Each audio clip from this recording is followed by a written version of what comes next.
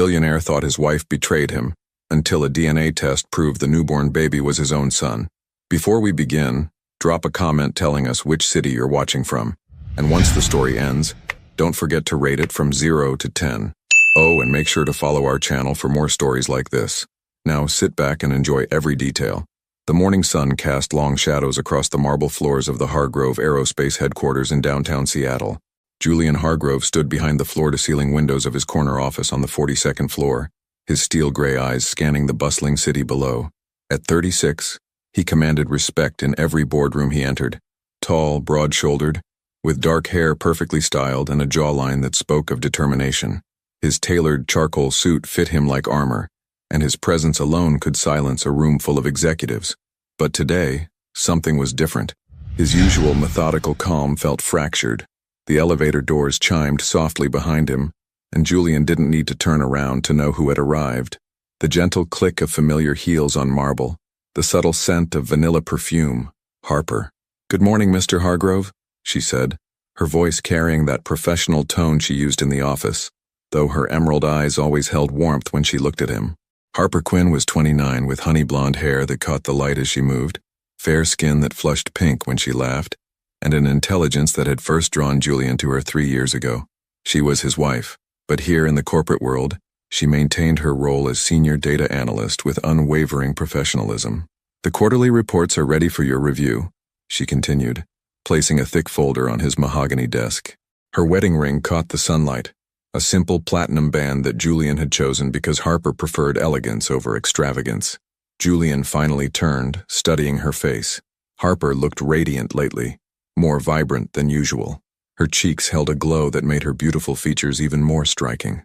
"Harper," he said, his deep voice softer now, "you look different today." She smiled, that brilliant smile that had made him forget every wall he'd built around his heart. "Do I?" There was something in her tone, a barely contained excitement that made Julian's pulse quicken. Their marriage had been built on mutual respect and an intellectual connection that surprised them both. Harper was one of the few people who could challenge his strategic thinking, who could see patterns in data that even his team of analysts missed. She was brilliant, driven, and had never once seemed impressed by his wealth, which had been refreshingly different from every other woman he'd known. "Julian," she said, moving closer to his desk, her hands trembling slightly as she clasped them together. "I have something to tell you, something wonderful." He raised an eyebrow, setting down the morning's financial reports. "What is it?" Harper's eyes sparkled with unshed tears of joy. She reached into her purse and pulled out a small white stick, a pregnancy test with 2 clear pink lines. "I'm pregnant," she whispered, her voice breaking with emotion. "We're going to have a baby, Julian. You're going to be a father." The world stopped. Julian's face went completely blank, his body frozen as if someone had poured ice water through his veins. The pregnancy test felt like it was burning through his vision, and suddenly he couldn't breathe properly. Because hidden in his desk drawer, locked away for the past 8 years, was a medical report that had shattered his world once before. A report that had told him, in clinical black and white, that Julian Hargrove was sterile, that he could never father children. Harper's joyful expression began to falter as the seconds stretched into an eternity of silence. "Julian," she said softly, aren't you happy?" But Julian could only stare at her, his mind racing with a single devastating thought. If he couldn't have children, then whose baby was Harper carrying? Have you ever received news that should have brought you joy, but instead shattered everything you thought you knew about your life? Julian's silence stretched like a chasm between them. Harper's smile faded completely, replaced by confusion and growing hurt, as she watched her husband's face remain stone cold. "Julian, please say something," she whispered, still holding the pregnancy test with shaking hands. He turned away from her, walking back to the window, his hands clenched into fists behind his back. The Seattle skyline blurred as his mind raced. 8 years ago, after a routine physical, the doctor had delivered the devastating news with clinical detachment. "I'm sorry, Mr. Hargrove, but the tests show complete azoospermia. You'll never be able to father children naturally."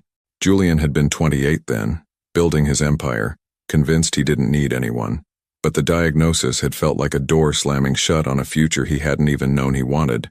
"This is unexpected," he finally said, his voice carefully controlled. Harper set the test down on his desk and moved toward him. "Unexpected?" Julian, we're married. We've talked about having children someday. I know it's sooner than we planned, but have we? Julian turned sharply, his gray eyes cold. Have we really talked about it, Harper? Or have you just mentioned it in passing? The accusation in his tone made Harper step back as if he'd slapped her. What is that supposed to mean? Julian studied her face, searching for signs of deception, for guilt, for anything that would confirm his growing suspicions. Harper looked genuinely confused and hurt, but wasn't that exactly how a skilled liar would look? How far along are you? He asked. I think about 6 weeks. I missed my period, and I've been feeling nauseous in the mornings. Harper's voice was small now, the joy completely drained from her announcement. Julian, you're scaring me. Why aren't you happy about this? 6 weeks. Julian's mind calculated quickly. 6 weeks ago, he'd been traveling extensively. 3 days in Tokyo, 4 days in London, then 2 days in New York. Harper had stayed in Seattle, working on the new satellite project analysis. She'd been putting in long hours, often staying late at the office, with Evan Mitchell, the head of building security. Julian's jaw tightened as he remembered coming home one evening to find Harper laughing at something on her phone. When he'd asked about it, she'd said it was just a funny meme Evan had sent to the staff group chat, but the smile she'd worn had seemed too bright, too personal. I need some air, Julian said abruptly, grabbing his suit jacket from the chair. Julian, wait. Harper reached for his arm, but he pulled away. I have meetings all day, he lied smoothly. We'll talk about this later. But Harper stepped between him and the door, her green eyes blazing with a fire he'd rarely seen. No, we're talking about this now. I just told you we're having a baby and you're acting like I've announced someone died. For a moment, Julian almost told her everything, almost explained about the medical report, about his fears, about why her pregnancy felt impossible. But the words stuck in his throat. If he was wrong, if somehow the doctors had been mistaken, he would look like a fool, and if he was right, I'm just processing, he said instead. This is life-changing news, Harper. Give me some time to wrap my head around it. Harper's expression softened slightly. Of course it's overwhelming. It is for me too. But Julian, we're in this together. We're going to be parents. She placed her hand on her still flat stomach. Our baby. The possessive way she said our made Julian's chest tight. He looked at her hand on her belly and felt nothing but cold suspicion where there should have been wonder and joy. I really do have meetings, he said, his voice gentler but still distant. Congratulations, Harper. This is big news.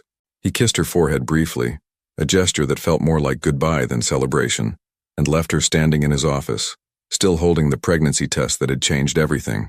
As Julian walked toward the elevator, he caught sight of Evan Mitchell at the security desk in the lobby, 40 floors below.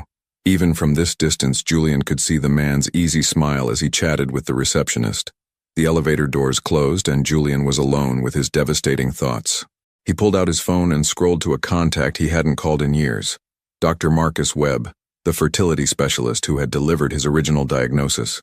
It was time to find out if 8-year-old test results could be wrong, and what he would do if they weren't. 3 days had passed since Harper's announcement, and the Hargrove mansion in Bellevue felt like a mausoleum. Julian sat in his home office at midnight, staring at his laptop screen, the blue light casting harsh shadows across his angular features. Dr. Webb's voice from their phone conversation earlier still echoed in his mind. Julian, medical science has advanced significantly since 2016. I'd recommend new tests before drawing any conclusions. But Julian's thoughts weren't on medical advances. They were on the security footage he'd been reviewing for hours. His aerospace company's building had cameras in every corridor, every elevator, every common area. As CEO, Julian had access to all of it. What he found made his blood run cold. Frame by frame, he watched Harper and Evan Mitchell. 2 months ago, Harper staying late, Evan bringing her coffee at 9 p.m., their conversation lasting 27 minutes in the empty analysis lab. 6 weeks ago, Evan walking Harper to her car, his hand briefly touching her lower back, a gesture too familiar, too intimate for mere colleagues. Julian's jaw clenched as he watched Evan lean down to Harper's car window, saying something that made her laugh. That same bright laugh Julian remembered from the phone incident. The home office door creaked open. Harper appeared in the doorway wearing a silk nightgown the color of champagne, her blonde hair loose around her shoulders. Even in his suspicion, Julian couldn't deny she was breathtaking. "You're still working?" she asked softly, padding barefoot across the hardwood floor. It's past midnight. Julian quickly minimized the security footage window. Couldn't sleep. Harper moved behind his chair, her hands settling on his tense shoulders. Her touch, once comforting, now felt like a lie. You've been distant since I told you about the baby. More distant than usual. I've had a lot on my mind. Julian. Harper's reflection appeared in his darkened laptop screen as she leaned down, her chin nearly touching his shoulder. Talk to me. What's really going on? For a moment, Julian almost surrendered. Almost told her about the medical report locked in his desk drawer, about the impossibility of her pregnancy, about the security footage that painted a picture he didn't want to believe. But when he turned to face her, all he could see was Evan's hand on her back. Just business pressures, he lied smoothly. The Tokyo launch is more complicated than expected. Harper's green eyes searched his face. Is that really all? Julian stood abruptly, forcing her to step back. I'm exhausted, Harper. Can we not do this tonight? Do what? Have a conversation with my husband? Her voice carried a sharp edge now. Julian, I'm pregnant with our child, and you've barely acknowledged it. You haven't asked how I'm feeling, if I've seen a doctor, what our next steps should be. It's like you don't care at all. Of course I care. The words felt hollow even to him. Then show it. Harper's eyes filled with tears she was clearly fighting to hold back. I'm scared too, you know. This wasn't planned for me either. But I thought we'd face it together. Julian watched a single tear escape down her cheek and felt something crack inside his chest. But the crack was immediately filled with cold doubt. Was this performance? Was Harper playing the role of the confused, hurt wife while carrying another man's child? Have you told anyone else? He asked suddenly. Harper blinked, clearly taken off guard by the question. About the pregnancy? No, not yet. I wanted us to process it first, decide when and how to share the news. She paused. Why? No reason. Just wondering about timing. Harper stared at him for a long moment, and Julian saw something shift in her expression. A flicker of understanding, of hurt recognition. You don't believe me, she whispered. About the baby? You think I'm lying about something? Julian's silence was answer enough. Harper's face crumpled and she wrapped her arms around herself as if trying to hold the pieces together. How can you think that about me? After 3 years of marriage, how can you look at me and see a liar? I never said. You didn't have to. Harper's voice broke completely. I can see it in your eyes, Julian. You don't trust me. She turned and walked toward the door, her shoulders shaking with suppressed sobs. At the threshold, she stopped without turning around. I made a doctor's appointment for Monday. Dr. Sarah Chen at Swedish Medical. I was hoping you'd want to come with me, to see our baby for the first time. The door closed behind her with a soft click, leaving Julian alone with his suspicions and the frozen frame of security footage still glowing on his laptop screen. He pulled out his phone and scrolled to a contact he'd hoped never to use. Marcus Reed, private investigator. If Harper was lying, if she was having an affair, Julian needed to know the truth, even if that truth destroyed everything he'd ever believed about the only woman he'd ever loved. Marcus Reed's office in Pioneer Square felt like stepping into a noir film. The private investigator was a lean man in his 50s with weathered hands and sharp eyes that had seen too much. Julian sat across from him, his expensive suit looking out of place among the cluttered desk and filing cabinets. So let me get this straight, Marcus said, reviewing his notes. You want me to investigate your own wife for adultery because she's pregnant and you believe you're sterile? That's correct. Julian's voice was steady, but his hands betrayed him, fidgeting with his wedding ring. I need to know who the father is. Marcus leaned back in his creaky chair. Mr. Hargrove, have you considered simply asking for a paternity test? It's a hell of a lot cheaper than hiring me. If I'm wrong, Julian paused, the weight of his suspicion heavy in his chest. If I'm wrong, I'll have destroyed my marriage over nothing. I need proof before I make any accusations. And if you're right, Julian's jaw tightened, then I need to know everything. How long it's been going on, where they meet, how extensive the betrayal is. Marcus nodded slowly. I'll need some information. Full name of the suspected party, his schedule, access to your wife's daily routine. Evan Mitchell, he's head of security at my building. And my wife? Julian hesitated. Speaking about Harper like this felt like betrayal itself. She's a data analyst. She works late frequently, often stays until 8 or 9 p.m. As Julian provided details, his phone buzzed with a text message. Harper's name appeared on the screen. Doctor appointment is Monday at 2 p.m. Swedish Medical Center, Dr. Chen's office. Really hoping you'll be there. We're in this together, remember? Julian stared at the message, and for a moment, doubt crept in. Harper's words sounded so genuine, so hopeful, but then he remembered Evan's hand on her back, the intimate way they'd stood together in the security footage. "There's something else," Julian said to Marcus. "I want to know if they've been meeting outside the office. Hotels, restaurants, anywhere they might think they're safe." Monday morning arrived gray and drizzly, typical for Seattle in early November. Julian stood in his office watching Harper through the glass partition that separated their work areas. She was wearing a soft blue sweater that complemented her complexion, her hair pulled back in a professional bun. She looked tired, he noticed. There were faint shadows under her eyes. At 1:30 p.m., Harper appeared at his door with a tentative smile. "Ready to go see our baby?" Julian looked up from his computer, his expression unreadable. "I can't make it. The Tokyo contracts need my attention." The hope in Harper's eyes died instantly. "Julian, this is our first ultrasound. This is important. So is a $50 million deal." Harper stepped into his office and closed the door behind her. "This is our child we're talking about, our family." "Is it?" The words slipped out before Julian could stop them. Harper went completely still. "What did you just say?" Julian cursed himself internally but pressed forward. "I said I can't make it to the appointment." "No, you said, is it? Is it our child?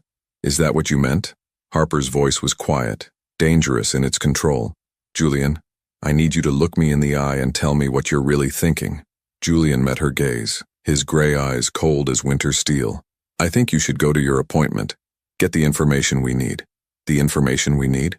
Harper's laugh was sharp, brittle. "You mean confirmation that I'm pregnant? Because apparently my word isn't enough?" "That's not what I said. It's what you meant." Harper's hands trembled as she clutched her purse. "You think I'm lying about this pregnancy?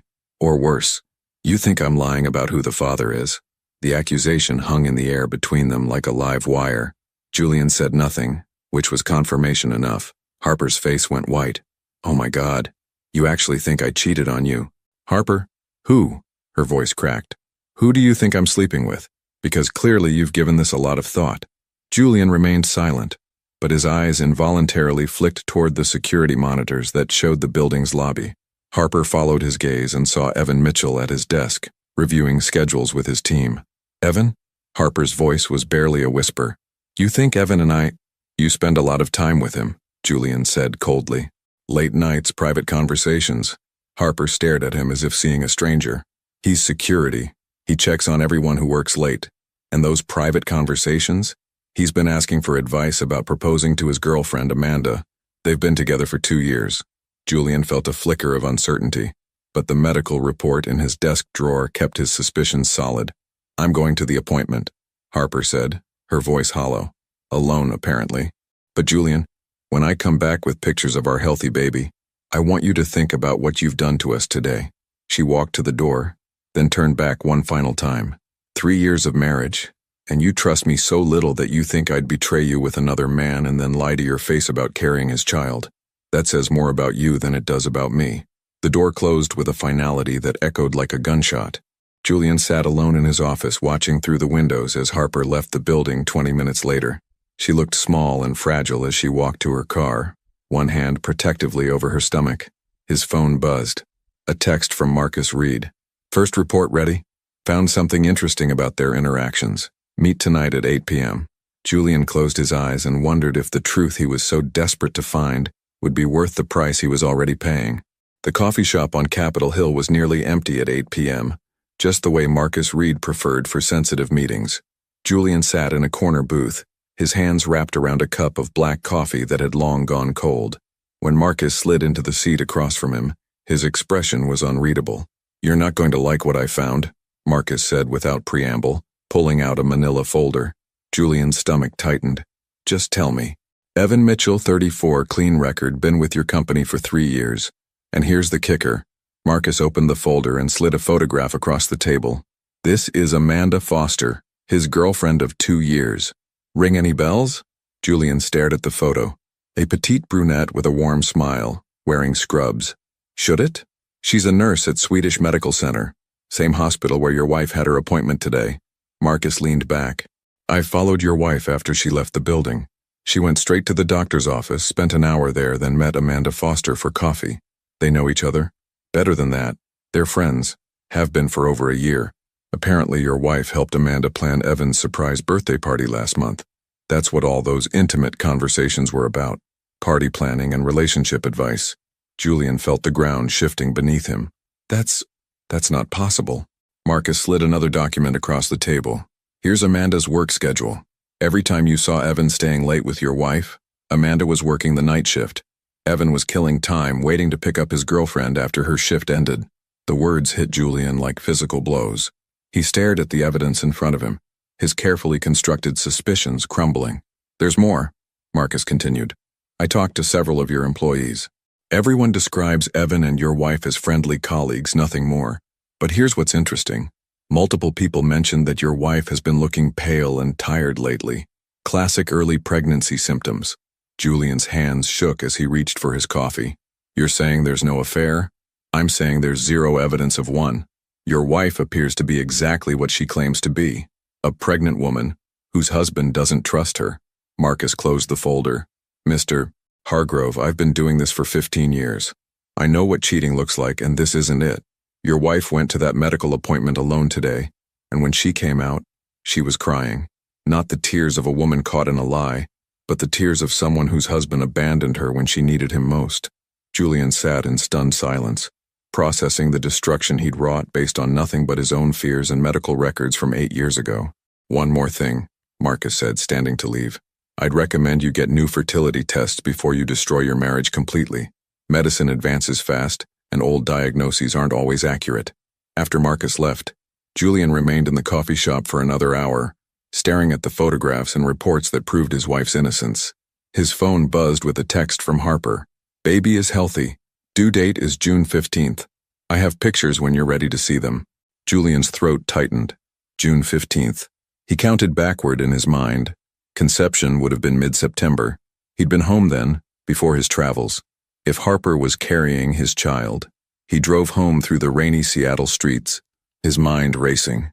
The Bellevue mansion was dark except for a single light in their bedroom. Julian found Harper sitting on their king-sized bed, still wearing the blue sweater from earlier, staring at a collection of ultrasound photos spread across the white comforter. How did it go? He asked quietly from the doorway. Harper didn't look up. You want to know now? Julian stepped into the room, his eyes drawn to the black and white images. Even in the grainy ultrasound photos, he could make out a tiny form. Their baby. Harper, The doctor said everything looks perfect. Harper continued, her voice eerily calm. Strong heartbeat, proper development for gestational age. She gave me vitamins and scheduled the next appointment for 4 weeks from now. Harper finally looked up at him, and Julian was shocked by the emptiness in her green eyes. The warmth, the love, the hope he'd always seen there. It was gone. I kept hoping you'd show up, she said. Even after our conversation, I thought maybe you'd change your mind and come see our baby with me. But you didn't. Harper, I made a mistake. A mistake? Harper's laugh was hollow. Julian, you accused me of adultery. You think I'm carrying another man's child. That's not a mistake. That's a fundamental breakdown of trust. Julian moved closer to the bed, reaching for one of the ultrasound photos. May I? Harper nodded silently. Julian picked up the image, studying the small form that was supposedly his child. For the first time since Harper's announcement, he allowed himself to feel wonder instead of suspicion. I can see the head, he whispered, and tiny arms and legs. Harper's voice softened slightly. The doctor said we could hear the heartbeat at the next appointment. Julian sat on the edge of the bed, still holding the photo. Harper, I need to tell you something. Something I should have told you years ago. Harper looked at him, waiting. Before we got married, I had medical tests done. They said I couldn't have children. The doctor told me I was sterile. Julian's voice cracked. When you told me you were pregnant, I didn't know how to process it. You thought I cheated. Harper's voice was flat.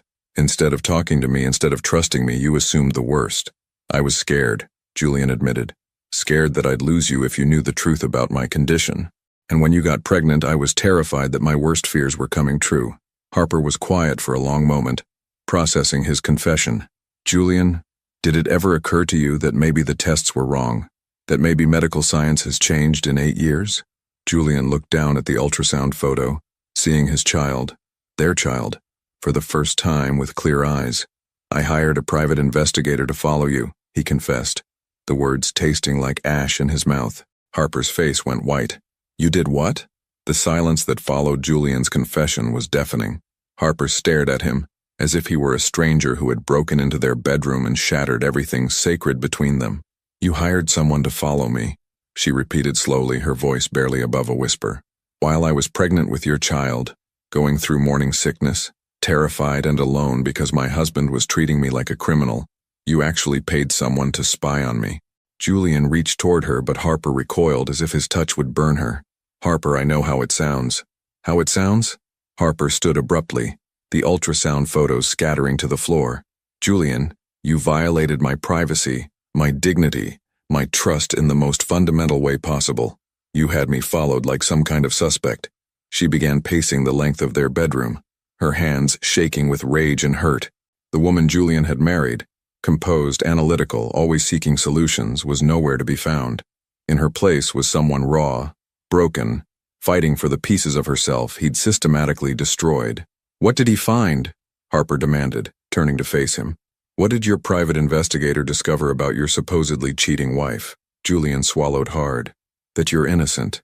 That Evan is in love with Amanda, the nurse. That every late conversation was about party planning or relationship advice. That there's no affair, no betrayal, nothing except a pregnant woman whose husband refused to trust her." Harper laughed, but it was a sound devoid of humor. "Oh, how convenient. Now that you have proof from a stranger that I'm not a liar, you're ready to believe me. My word meant nothing, but a detective's report, that's credible. That's not fair." "Fair?" Harper's voice rose to a pitch Julian had never heard before. "You want to talk about fair, Julian? Fair would have been you trusting the woman you married.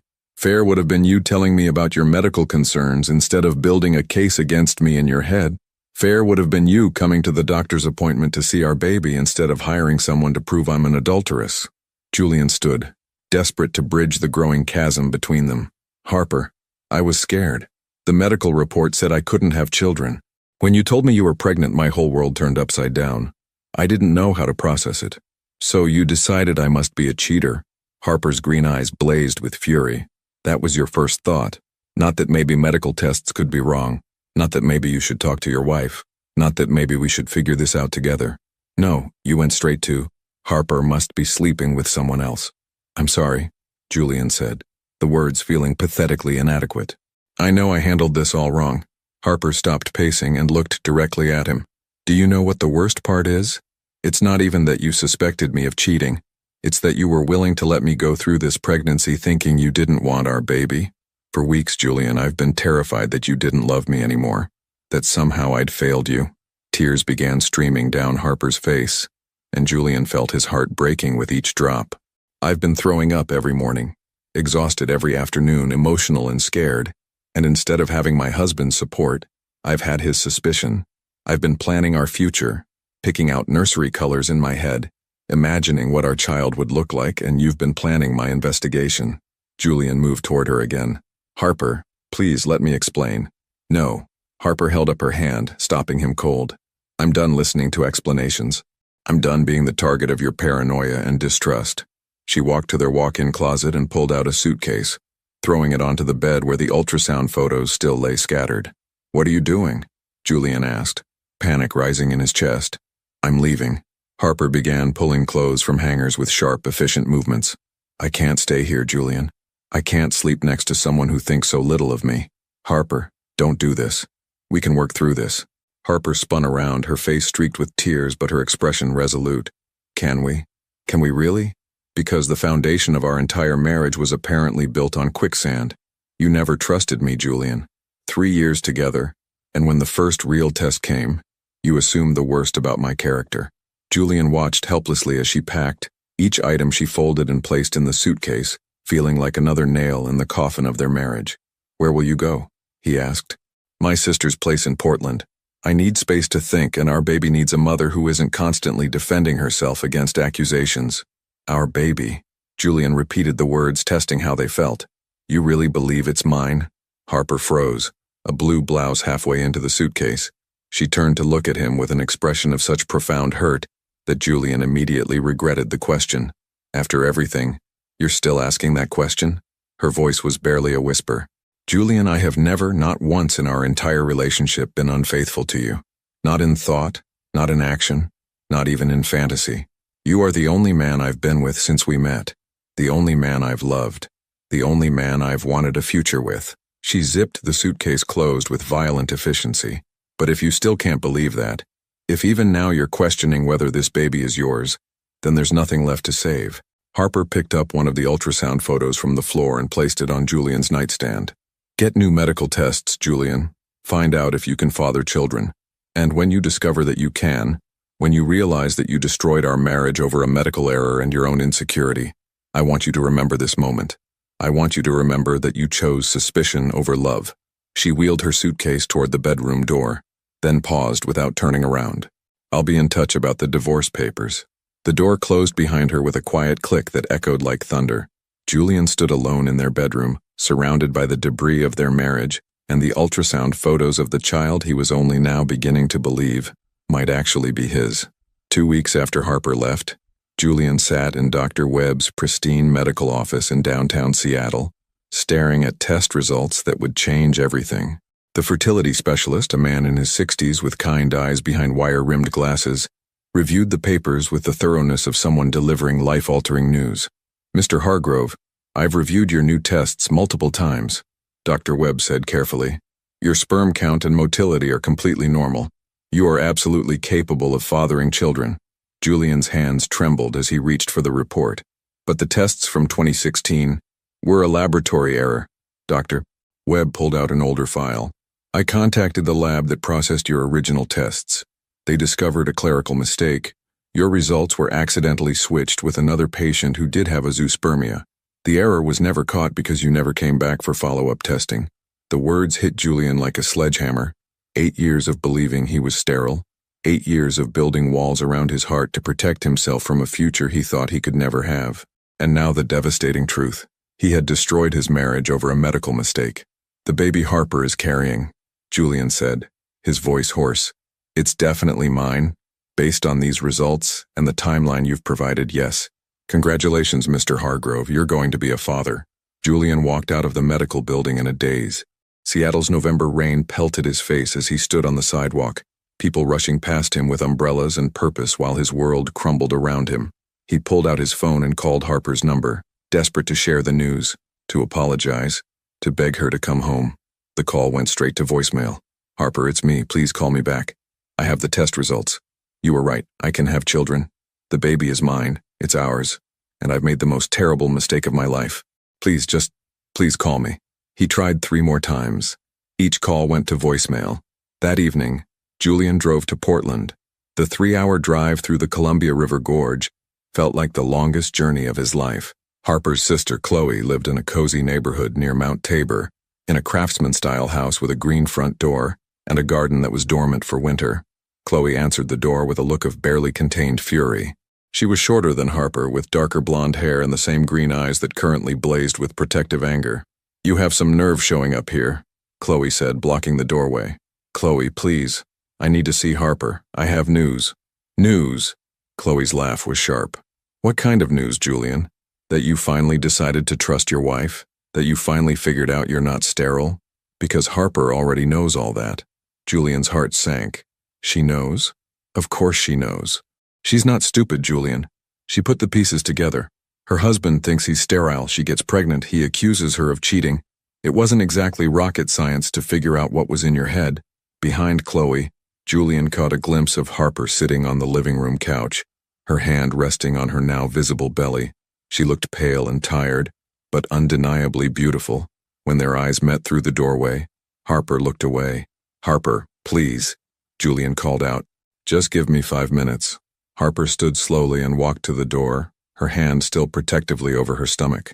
At 20 weeks pregnant, she was showing clearly now, her body nurturing the child Julian had been too blind to believe was his. 5 minutes, Harper said quietly. Chloe, it's okay. Chloe reluctantly stepped aside, but her expression made it clear she'd be watching Julian's every move. Harper led him to the front porch where they sat on opposite ends of a wooden swing that creaked softly in the evening breeze. I got the test results, Julian said without preamble. Dr. Webb confirmed it. I can have children. The original tests were wrong. A lab error. Harper nodded slowly. I figured as much. Harper, I am so sorry. I destroyed everything over a mistake. over my own fear and insecurity. I should have trusted you. I should have talked to you instead of building a case against you in my mind. Yes, you should have. Harper's voice was calm, eerily controlled. But you didn't. Julian reached toward her, stopping when she pulled back. Can we try again? Can we work through this? Harper was quiet for a long moment, watching the rain create patterns on the street. Julian, do you know what the worst part of these past few weeks has been? Tell me. It's not that you didn't trust me. It's that you were willing to let me suffer alone. Harper's voice cracked slightly. I've been dealing with morning sickness, with hormones, with fear about becoming a mother, and instead of having my partner's support, I've had his suspicion and judgment. I know, and I'm not finished. Harper's green eyes met his. I've spent nights crying myself to sleep, wondering what I did wrong, wondering why the man I love couldn't love me enough to believe in me. And now you show up with test results expecting everything to go back to normal? Julian felt tears burning his eyes. What can I do? Tell me how to fix this. Harper placed both hands on her belly, and Julian realized she was bigger than she'd been just 2 weeks ago. Their baby was growing, developing, becoming more real every day, and he was missing all of it. I don't know if you can fix this, Julian. Trust isn't something you can just restore with medical test results. You broke something fundamental between us. Harper, please, I love you, I love our baby. I know I messed up, but people make mistakes. This wasn't a mistake. Harper's voice was firm. A mistake is forgetting an anniversary or leaving the milk out overnight. This was a choice. You chose to believe the worst about me. You chose investigation over conversation. You chose fear over love. The porch light cast harsh shadows across Harper's face, highlighting the exhaustion and hurt that Julian had put there. I've filed for separation, Harper said quietly. Not divorce, not yet. But I need space, Julian. I need time to figure out if I can ever trust you again. Julian felt the world tilt beneath him. How much time? I don't know. Maybe until the baby is born. Maybe longer. Harper stood, her hand on her back as she adjusted to the weight she was carrying. I'll keep you informed about doctor's appointments, about how the pregnancy is progressing. This is your child too, and I won't keep you from that. But us, I don't know if there is an us anymore. Julian stood as well, desperate to hold her, to fix this somehow. Harper, I can change. I can be better. Can you? Harper looked at him with eyes that held more sadness than anger now. Because the Julian I married wouldn't have hired someone to follow me. The Julian I married would have talked to me when he was scared. I don't know who you became these past few weeks, but it wasn't the man I fell in love with. She moved toward the front door, then turned back one final time. Get help, Julian. See a therapist. Figure out why you were so quick to assume betrayal. And maybe, if you can become the man I thought I married, we can try to rebuild something. But it won't be the same. It can't be. The door closed behind her, leaving Julian alone on the porch in the rain, holding test results that had come too late to save his marriage. 3 months had passed since Harper left Seattle. Julian sat in Dr. Michelle Romano's therapy office in Capitol Hill, the same neighborhood where he'd met with Marcus Reed all those weeks ago. The irony wasn't lost on him. He'd hired someone to investigate his wife in this area, and now he was here trying to understand why he'd destroyed the most important relationship in his life. Tell me about the phone call, Dr. Romano said. She was a woman in her 40s with patient eyes and a direct manner that Julian had grown to appreciate over their weekly sessions. Harper called yesterday, Julian said, his hands clasped tightly in his lap. She's 32 weeks now. The baby is healthy, growing normally. She's having some back pain, but the doctor says that's typical. How did you feel hearing her voice? Julian closed his eyes. Grateful, terrified. She sounded tired, and I know part of that is because of what I put her through.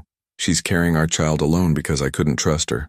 You've made significant progress in understanding your trust issues, Dr. Romano observed.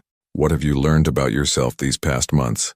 Julian had been dreading and anticipating this question.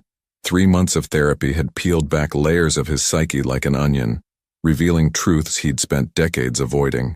I learned that my father's abandonment affected me more than I admitted, Julian said slowly. When he left my mother for his secretary when I was 12, I internalized the idea that women leave when things get difficult, that they betray the men who love them. Dr. Romano nodded. And how did that manifest in your marriage? I was always waiting for Harper to leave, always looking for signs that she would hurt me the way my father hurt my mother. When the pregnancy happened and I couldn't reconcile it with my medical records, my mind went to the worst possible explanation because... Julian paused, The realization still painful, because I expected betrayal. I was looking for it. What else have you discovered? Julian shifted in his chair. That I used my wealth and success as armor. I convinced myself that if I controlled everything, my business, my environment, my relationships, I could prevent being hurt. But you can't control love, and you can't build a marriage on suspicion. The session ended with Dr. Romano's usual assignment. Julian was to write a letter to Harper, not to send, but to process his thoughts and feelings.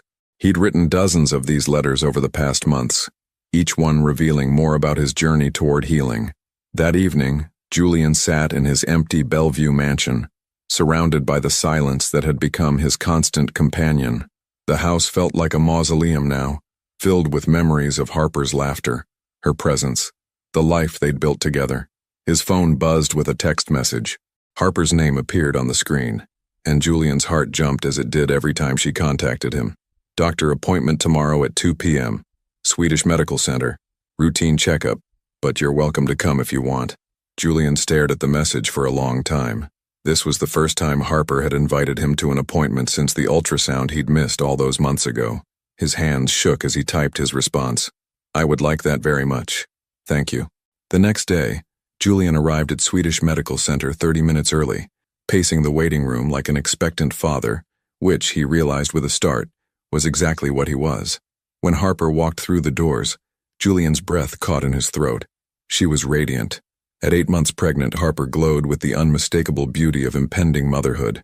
Her blonde hair was longer now, pulled back in a loose bun, and she wore a flowing navy dress that accentuated her rounded belly.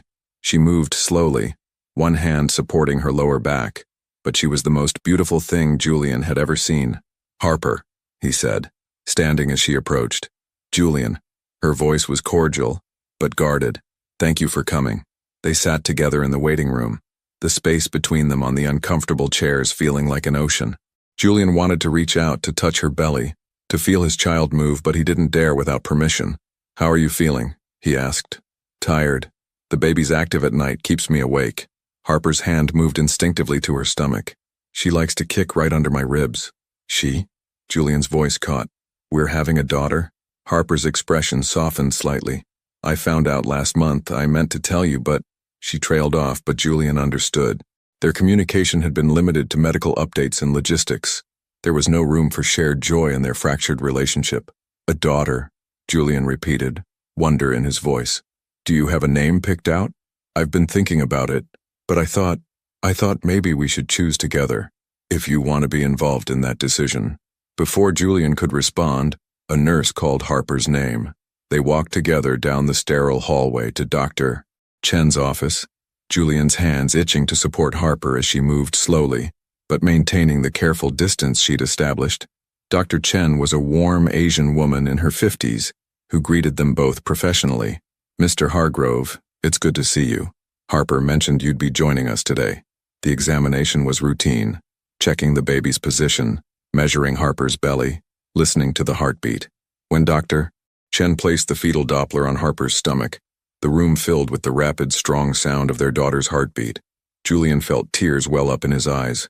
She sounds strong, very strong, Dr. Chen confirmed. Everything looks perfect.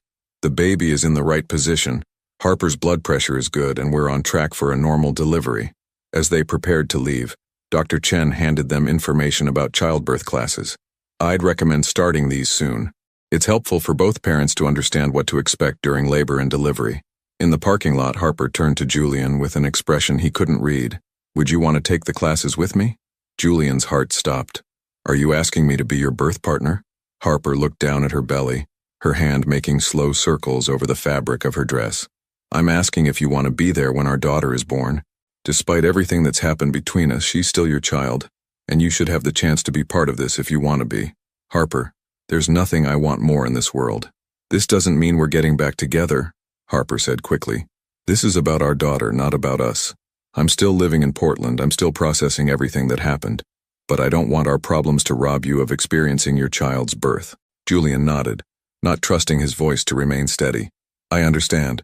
And Harper, I want you to know I've been seeing a therapist, Dr. Romano. I'm trying to understand why I reacted the way I did, why I couldn't trust you. Harper studied his face for a moment. Good. That's, that's good, Julian. They stood in the parking lot as the Seattle drizzle began. Two people who had once shared everything now carefully navigating the boundaries of their new reality. The first childbirth class is next Wednesday at 7 p.m., Harper said. If you want to come. I'll be there. Harper nodded and walked toward her car, a modest Honda Civic that Julian realized must be a rental or something Chloe had helped her get.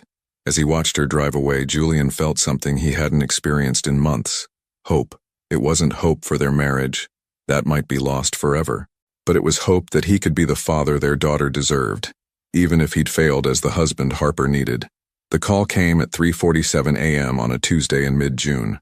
Julian bolted upright in his empty king-sized bed, fumbling for his phone in the darkness of the Bellevue mansion. Julian? Harper's voice was tight with pain and barely controlled fear. It's time. The contractions started an hour ago and they're getting closer together. Julian was already throwing on clothes, his heart pounding with adrenaline and terror. Are you at Swedish Medical? Chloe's driving me there now. The contractions are about 4 minutes apart. Harper's voice broke slightly as another wave of pain hit her. Oh God, Julian, this is really happening. I'm on my way. Hang tight, okay? You're going to be amazing. Julian broke every speed limit between Bellevue and Seattle, his hands gripping the steering wheel as he navigated the empty, early morning streets. The past month of childbirth classes had created a tentative bridge between him and Harper. Not romantic, but functional, focused entirely on preparing for their daughter's arrival. He found Harper in the labor and delivery ward, pacing the hallway with Chloe's support. She was wearing a hospital gown, her hair pulled back in a messy ponytail, and Julian could see the intensity of labor written across her beautiful face. How are you doing? Julian asked, approaching carefully. Like someone squeezing my entire body in a vice every few minutes, Harper managed, attempting a weak smile. But according to the nurse, I'm progressing normally. Chloe squeezed Harper's hand. I'm going to get some coffee and call Mom. Julian, you've got this? Julian nodded and for the first time in months found himself alone with Harper during one of the most vulnerable moments of her life. The breathing techniques from class aren't working like they said they would, Harper admitted as they walked slowly down the hallway. This is so much more intense than I expected. Julian remembered their instructor's advice about being a supportive birth partner. Here, let me help. Remember the rhythm we practiced? When the next contraction hit, Julian guided Harper through the breathing pattern they'd learned together, his hand gently rubbing her lower back the way the nurse had demonstrated. For those 60 seconds, they weren't estranged spouses. They were just two people bringing their child into the world. Better? Julian asked as the contraction subsided. Harper nodded, tears in her eyes. Thank you. I know this is weird for both of us, but I'm glad you're here. Dr. Chen arrived an hour later and examined Harper in the private labor room they'd been assigned. You're at 6 centimeters, she announced. Still a few hours to go, but everything looks perfect. As the morning progressed, Julian fell into the rhythm of labor support. He fetched ice chips when Harper was thirsty, adjusted the pillows when she needed to change positions, and talked her through each contraction with a patience and tenderness that surprised them both. I never thought you'd be good at this, Harper said during a brief respite between contractions. You're usually so controlled, so analytical, but this is different. Julian brushed a strand of damp hair from her forehead. Maybe because this isn't about me. It's about you and our daughter. I can't control labor, I can't analyze it away. I can just be here for you. Around noon, Harper's labor intensified dramatically. The contractions were coming fast and hard, and Julian could see her strength beginning to waver. I can't do this, Harper gasped, gripping Julian's hand so tightly he thought she might break his fingers. It hurts too much. I'm not strong enough. Hey, look at me, Julian said, positioning himself so Harper could focus on his face. You are the strongest person I know. You've been carrying our daughter for 9 months. You've dealt with everything I put you through, and you're still here, still fighting. You can absolutely do this. But what if something goes wrong? What if I can't push her out? What if, Harper? Julian's voice was firm but gentle. I've spent months learning to trust the process, to stop trying to control everything. Right now, your body knows what to do. Our daughter knows what to do. You just have to trust yourself. Harper stared into his gray eyes, finding something there she hadn't seen in months. Complete, unwavering faith in her. At 2:17 p.m., Dr. Chen announced that it was time to push. The next 43 minutes were the most intense of Julian's life. He watched Harper summon strength from somewhere deep inside herself, watched her fight through pain that would have felled anyone else, watched her bring their daughter into the world with a ferocity and determination that left him in awe. "She's here," Dr. Chen announced, and suddenly the room was filled with the most beautiful sound Julian had ever heard, his daughter's first cry. "Is she okay?" Harper asked, exhausted but alert. "She's perfect," Dr. Chen said, placing the baby on Harper's chest. 7 pounds, 2 ounces, and absolutely beautiful.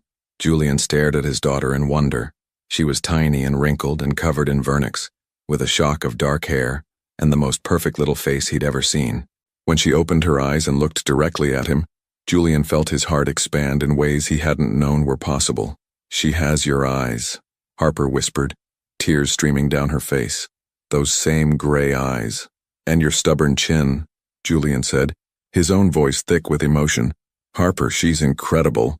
Dr. Chen clamped the umbilical cord and handed Julian surgical scissors. "Would you like to cut the cord, Dad?" Julian's hands shook as he performed the simple act that would physically separate his daughter from Harper, while symbolically connecting her to him forever. "What's her name?" the nurse asked, preparing the birth certificate paperwork. Harper looked at Julian. "We never finished that conversation." "I've been thinking about it," Julian said softly, his finger gently stroking their daughter's tiny hand. "What about Grace? For the grace you've shown me even when I didn't deserve it, and because she's already brought Grace into our lives." Harper's eyes filled with fresh tears. "Grace Harper Hargrove? Perfect," Julian whispered. As the medical team cleaned up and performed routine checks on Grace, Julian found himself standing beside Harper's bed, both of them watching their daughter sleep in the bassinet beside them. "She's ours," Harper said softly, wonder in her voice. "She's ours," Julian agreed.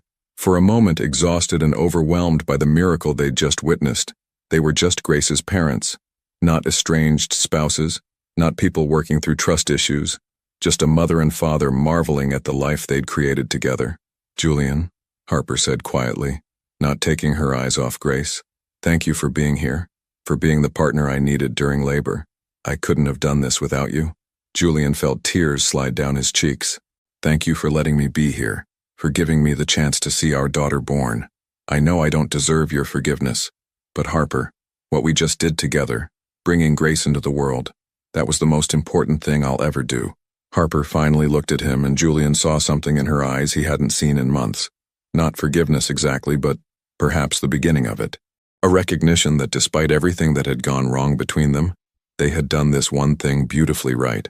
Grace stirred in her bassinet, making the tiny mewing sounds that all newborns make, and both parents immediately turned their attention to her, their broken marriage temporarily forgotten in the presence of the perfect little person they had made together. 6 weeks after Grace's birth, Julian stood outside the modest Portland apartment Harper had rented, holding a carrier with their sleeping daughter. The July afternoon was warm, and through the open windows, he could hear Harper moving around inside, probably cleaning up after their visit. These weekly exchanges had become their new normal. Julian would drive down from Seattle every Saturday to spend time with Grace, then return her to Harper on Sunday evening. It was a carefully orchestrated dance of shared parenting that kept them connected while maintaining the emotional distance Harper still needed. But today felt different. Today, Julian had something to say that couldn't wait any longer. Harper opened the door before he could knock, her blonde hair caught in the afternoon sunlight. 6 weeks postpartum, she was more beautiful than ever. Motherhood had added a softness to her features, a confidence in her movements that took Julian's breath away. "How was she?" Harper asked, reaching for Grace's carrier. "Perfect, as always. She slept through most of our walk around the waterfront." Julian lingered in the doorway instead of immediately leaving as he usually did. "Harper, can we talk? There's something I need to tell you." Harper's expression grew cautious, but she stepped aside to let him in. The apartment was small but cozy, with Grace's bassinet positioned near the couch and baby toys scattered on the coffee table. Pictures of Grace's first weeks covered the refrigerator, moments Julian had missed because he'd been in Seattle, giving Harper space. "What's on your mind?" Harper asked, settling into the rocking chair she'd bought for nursing. Julian sat on the edge of the couch, his hands clasped together. "I got a call from my lawyer yesterday. The final divorce papers are ready for signing." Harper's face went carefully blank. "Okay, Harper, I can't sign them." The words hung in the air between them like a live wire. Harper's green eyes searched his face, looking for an explanation that would make sense of what he'd just said. Julian, we've been separated for 8 months. We agreed. I know what we agreed, Julian interrupted gently. I know you filed for separation, and I know I gave you every reason to want out of this marriage. But Harper, I can't sign those papers because I'm still in love with you. Harper stood abruptly, pacing to the window that overlooked the quiet Portland street. Julian, you can't just— Let me finish, please. Julian's voice was steady, but desperate. I've spent 8 months in therapy, learning about myself, understanding why I reacted the way I did. I've learned that my father's abandonment made me expect betrayal from everyone I love. I've learned that I used control as a shield against vulnerability. I've learned that I was so terrified of losing you that I created the very circumstances that drove you away. Harper kept her back to him, her shoulders tense. And what am I supposed to do with that information, Julian? Forget everything that happened? Pretend you didn't hire someone to follow me while I was pregnant with your child? No, Julian said, standing and moving closer to her. I'm not asking you to forget. I'm asking you to consider whether the man I've become is worth taking a chance on. Harper turned to face him, tears threatening to spill from her eyes. How can I trust you again? How can I know that the next time we face a crisis, you won't assume the worst about me? Julian reached into his jacket pocket and pulled out a folded piece of paper. Because I wrote you a letter. Actually, I wrote you dozens of letters over the past 8 months. But this one is different. He handed her the paper, his hands trembling slightly. Dr. Romano helped me write this. It's a contract, not a legal one, but a personal one. It's every commitment I'm making to you, to us, to our family. It's how I plan to be different if you'll give me another chance. Harper unfolded the letter with shaking hands. Julian watched her face as she read the words he'd agonized over for weeks. Harper, I promise to trust you completely, even when fear tells me otherwise. I promise to communicate my fears and insecurities instead of acting on them in destructive ways. I promise to choose love over suspicion, conversation over assumption, faith over fear. I promise to continue therapy for as long as it takes to be the husband and father you both deserve. I promise to support your dreams and independence, not try to control them. Most importantly, I promise to remember every day that you chose to love me, and to never take that choice for granted again. If I ever fail these promises, I will own my failure completely, and work immediately to repair any damage I've caused. You and Grace are my everything. I will spend the rest of my life proving that I understand how precious you both are. Julian Harper's tears fell freely now as she finished reading. She sank back into the rocking chair, the letter clutched against her chest. Julian, she whispered, I want to believe you. I want to trust that you've changed. But I'm terrified. What if we try again and you hurt me like that again? What if Grace grows up watching her parents destroy each other? Julian knelt beside her chair, careful not to touch her without permission. Harper, I can't promise I'll never make mistakes, but I can promise that I will never again let fear make me cruel to the woman I love. I will never again choose suspicion over faith in you. Grace stirred in her carrier and began to fuss. Without thinking, both parents moved toward her simultaneously, their hands briefly touching as they reached for their daughter. The contact sent electricity through Julian, and he saw Harper's breath catch. Harper lifted Grace and settled back in the rocking chair to nurse her. Julian watched his wife, because she was still his wife, feed their daughter, and felt overwhelmed by the beauty of the scene, the rightness of it. She looks like you when she concentrates, Harper said softly, looking down at Grace, the same little furrow between her eyebrows. She has your determination, Julian replied, and your beautiful heart. They sat in comfortable silence for a few minutes, watching Grace nurse. Finally, Harper looked up at Julian with an expression he couldn't quite read. If we try again, she said slowly, it has to be different. Not just you being different, but us being different. We have to rebuild from the ground up. Julian's heart stopped. Are you saying? I'm saying I miss us, Harper admitted. I miss my best friend, my partner, the man who used to make me laugh until my sides hurt. I miss the team we used to be before fear made us enemies. Harper, if you give me another chance, I will spend every day earning your trust back. I will be the husband you deserve and the father Grace needs. Harper was quiet for a long moment, studying his face. Couples therapy, she said finally. Both of us together working through this properly. Yes, absolutely. And we take it slow. We don't just jump back into the marriage we had. We build something new, something stronger. Whatever you need, Julian said. Whatever it takes. Harper reached out and touched his face gently, her thumb brushing away a tear he didn't realize had fallen. I love you, Julian. I never stopped loving you, even when I hated what you'd done to us. But love isn't enough. We need trust, communication, and the commitment to do better. We can have all of that, Julian said, covering her hand with his. We can have everything, Harper. We can be the family Grace deserves. Grace finished nursing and looked up at both her parents with those serious gray eyes. For a moment, the three of them formed a perfect triangle, a family that had been broken but might, with work and love and commitment, be healed. Okay, Harper whispered. Let's try again. Julian leaned forward and kissed her forehead gently, the way he had on their wedding day, the way he should have done when she told him she was pregnant, the way he promised himself he would do every day for the rest of their lives. Outside, the Portland summer evening painted the world in shades of gold and possibility. Inside the small apartment, a family that had been shattered by fear and mistrust took its first tentative steps toward healing, guided by love and the promise of better days ahead.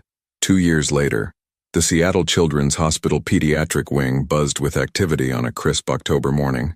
Julian sat in the waiting room, bouncing 2-year-old Grace on his knee while Harper filled out paperwork for their daughter's routine checkup. Grace babbled happily, her dark curls bouncing as she pointed at the colorful murals on the walls. "Daddy, fishy!" Grace exclaimed, spotting a painted seahorse. "That's right, sweetheart. It's a seahorse," Julian said, kissing the top of her head. "Can you say seahorse?"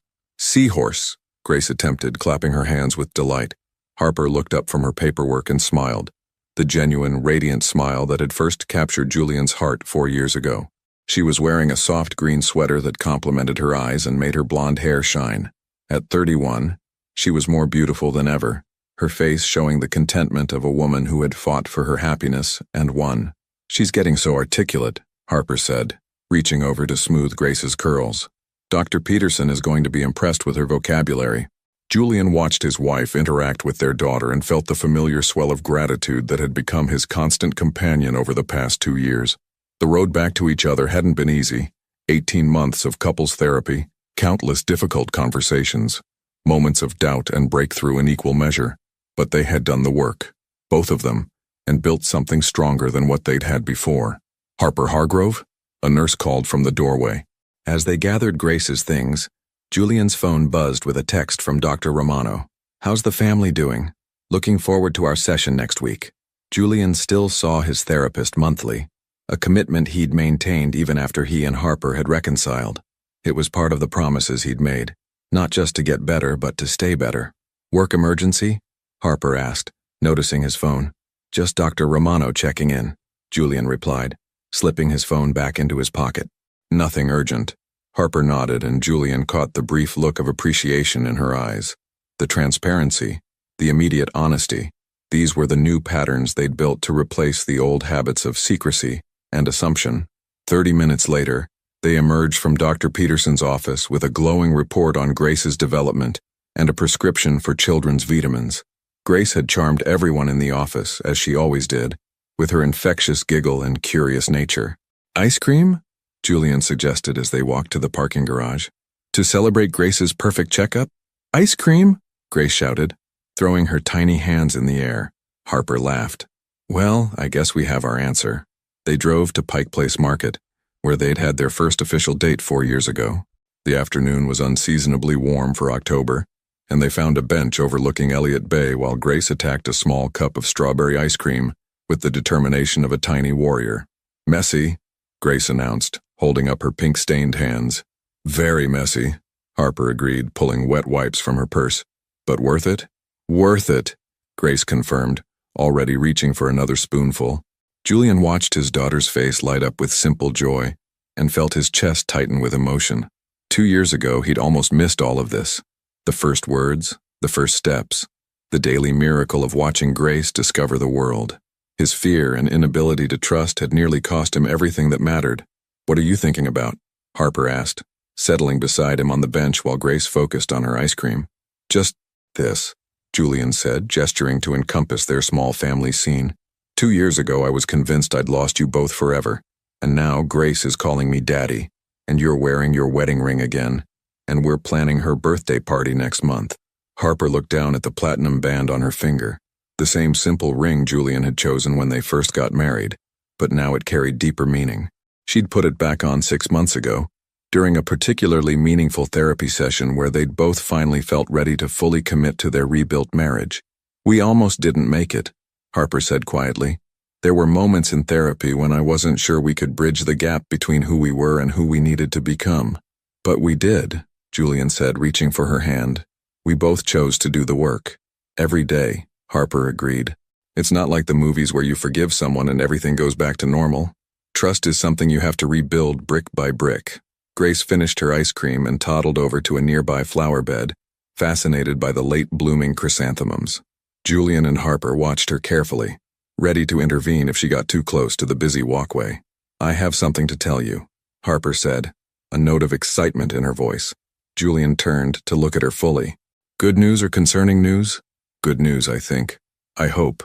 Harper's cheeks flushed pink. "The promotion came through. They're offering me the senior analyst position at the new Portland office.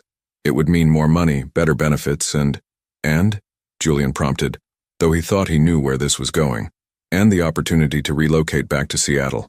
They want someone to establish the satellite office here." Harper's words came out in a rush. "I know we've been commuting between Portland and Seattle for the past year, and I know Grace would benefit from having both her parents in the same city full-time." Julian felt his heart stop. For the past year, they'd been doing a complicated dance. Julian spending weekends in Portland, Harper bringing Grace to Seattle for extended visits, both of them maintaining separate residences, while slowly rebuilding their marriage. It had worked, but it had also been exhausting. "Harper, that's incredible news," Julian said, "but only if it's what you want. Not because you think it's what I want, or what would be easier for our arrangement." This was the new Julian, the man who asked what his wife wanted instead of assuming, who prioritized her happiness and autonomy over his own convenience. Harper smiled, and Julian saw tears gathering in her green eyes. "I want to come home, Julian. I want Grace to grow up in the house where we plan to raise her. I want Sunday morning pancakes in our kitchen and bedtime stories in the nursery you designed. I want us to be a family in the same zip code." "Mama, Daddy, flower," Grace called out, holding up a chrysanthemum she'd somehow managed to pick without anyone noticing. They both laughed and went to retrieve their adventurous daughter, who was already looking for her next target of exploration. "When would you start?" Julian asked as they walked back toward the car. "Next month, which means we'd need to find a place here, figure out childcare, all the logistics of the house," Julian interrupted. "Our house in Bellevue. I never sold it. I couldn't bring myself to let it go completely." Harper stopped walking. "You kept the house?" "I kept hope," Julian admitted. "Even when you filed for separation, even when it looked like we were over for good, I kept hoping that someday you'd want to come home." Harper's tears spilled over then, and she stood on her tiptoes to kiss him, the first truly spontaneous kiss they'd shared since reconciling. It tasted like possibility and strawberry ice cream, and the future they were still building together. "Home?" she whispered against his lips. "Yes, I want to come home." As they loaded Grace into her car seat, Julian caught sight of his reflection in the car window. The man looking back at him was different from the one who had destroyed his marriage 2.5 years ago. This man had learned to trust instead of control, to communicate instead of assume, to love instead of fear. "Daddy sing?" Grace requested as they pulled out of the parking garage. Julian looked at Harper, who nodded encouragingly. He began singing one of Grace's favorite lullabies, his voice mixing with Harper's harmonizing alto and Grace's enthusiastic off-key contribution from the back seat. Driving through Seattle toward their future, Julian thought about the medical report that had started this whole journey, the lab error that had convinced him he couldn't have children, leading to the suspicion that had nearly destroyed everything beautiful in his life. That piece of paper was long gone, shredded and thrown away during one of his therapy sessions, but the lessons it had ultimately taught him would last forever. Love required faith, marriage required work, forgiveness required time, and sometimes, if you were very lucky and very committed to change, you got a second chance to do it right. As they turned onto the highway that would take them home to Bellevue, Julian reached over and took Harper's hand. She squeezed his fingers in return, and Grace's laughter filled the car like music. They were going home, all of them, together. Would you have fought as hard as Julian did to save your marriage? Or would you have accepted the consequences and moved on? Sometimes the greatest love stories aren't about perfect beginnings, but about imperfect people choosing to rebuild something beautiful from the ashes of their mistakes. Your participation means a lot to the channel. Please share your thoughts in the comments. Thank you for watching. If you enjoyed the story, please subscribe to our channel and leave a comment below, letting us know what you thought. Your feedback and support mean a lot to us. Stay tuned for more exciting stories.